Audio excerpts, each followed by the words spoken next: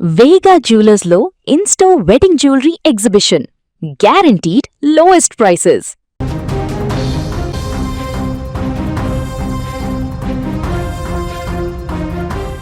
పాకిస్తాన్లోని ఆఫ్ఘనిస్తాన్ సరిహద్దు ఖైబర్ పఖ్తూన్ఖ్వా రాష్ట్రం లక్కీ మార్వతలో బాంబు పేలుడు ఘటన తీవ్ర కలకలం రేపుతోంది.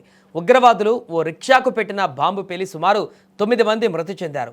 24 మందికి పైగా తీవ్రంగా గాయపడ్డారు. మృతుల్లో 2 ట్రాఫిక్ పోలీసు అధికారులు, ఓ మహిళ ఉన్నారని కూడా స్థానిక పోలీసు అధికారి అజ్మత్ ఉల్లా ధృవీకరించారు. ఇప్పటి వరకు ఏ ఉగ్రవాద సంస్థ ఈ దాడికి బాధ్యత వహించలేదు. నౌరంగ్ బజార్లో జరిగిన ఈ దాడి వల్ల ఆఫ్ఘనిస్తాన్తో మళ్లీ సరిహద్దు పోరు రాచుకునే సూచనలు కనిపిస్తున్నాయి. ఘటనా స్థలంలో దుకాణాలు, వాహనాలు తీవ్రంగా ధ్వంసమయ్యాయి. క్షతగాత్రులను రక్షించేందుకు స్థానికులు, అత్యవసర సిబ్బంది సహాయక చర్యలు చేపడుతున్నారు. గాయపడ్డ వారిని మెరుగైన చికిత్స కోసం బన్నులోని ఆసుపత్రులకు తరలించారు.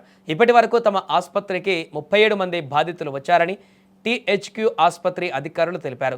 వీళ్లలో కొందరి పరిస్థితి విషమంగా ఉన్నట్లుగా కూడా పేర్కొన్నారు.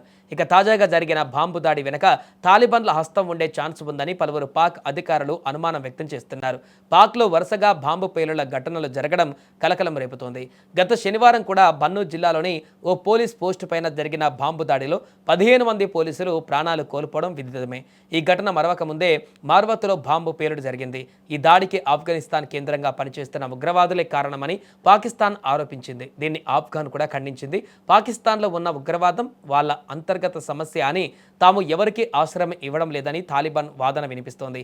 ఫిబ్రవరిలో పాకిస్తాన్ ఆఫ్ఘాన్ పైన వైమానిక దాడులు చేయడం తెలిసిందే. 2021లో ఆఫ్ఘనిస్తాన్లో తాలిబాన్లు మళ్లీ అధికారంలోకి వచ్చినప్పటి నుంచి పాకిస్తాన్లో ఉగ్రవాద హింస పెరిగింది. పొరుగు దేశాలైన పాక్, ఆఫ్ఘాన్ల మధ్య సంబంధాలు దెబ్బతిన్నాయి. చైనా శాంతి చర్చలు జరిగినప్పటికీ సరిహద్దులలో ఘర్షణలు, బాంబు పేలుళ్లు కొనసాగుతుండడం ఆందోళన కలిగిస్తోంది.